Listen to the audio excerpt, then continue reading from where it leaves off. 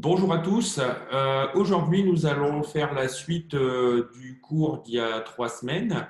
Nous allons parler de la vision et de l'audition en plongée.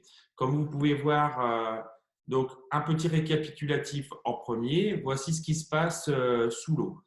C'est le champ visuel qui sera diminué, les objets qui vont apparaître ou plus grands ou plus près, et plus grands et plus près, et la couleur qui va changer en fonction de la profondeur. Donc là, on va s'atteler maintenant au champ de vision.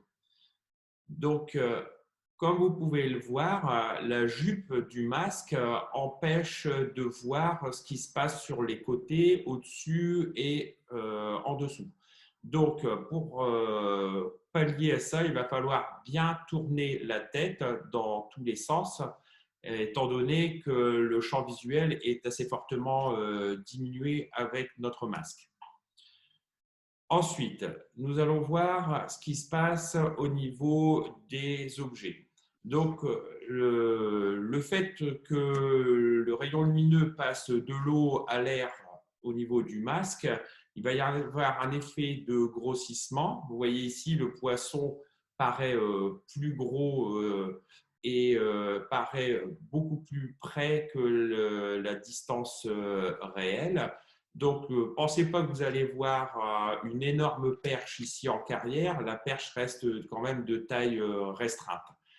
Pareil au début, tout au début, vous allez avoir peut-être une petite difficulté à saisir l'objet parce qu'en fait, il va paraître plus proche de vous que ce qu'il n'est réellement. Pour ce qui est des couleurs, au niveau des couleurs, voilà. Donc, au niveau des couleurs, comme vous voyez sur le schéma, les premières couleurs qui vont être absorbées par l'eau, ça va d'abord être le rouge, ensuite l'orange, le jaune, le vert. Donc, dès le début, vous pouvez voir que dans les premiers mètres, bien avant 10 mètres, on perd tout ce qui est rouge. Et que lorsqu'on arrive au-delà des 35-40 mètres, il n'y reste plus que le bleu. Donc, tout vous paraît bleu quand vous descendez relativement profond. C'est pour ça qu'on essaye d'avoir une source lumineuse, un phare, une lampe de plongée, pour pouvoir ramener les vraies couleurs et pouvoir profiter des couleurs des poissons et des différents coraux. Ensuite, l'extinction totale de la lumière, vous pouvez voir que c'est relativement profond.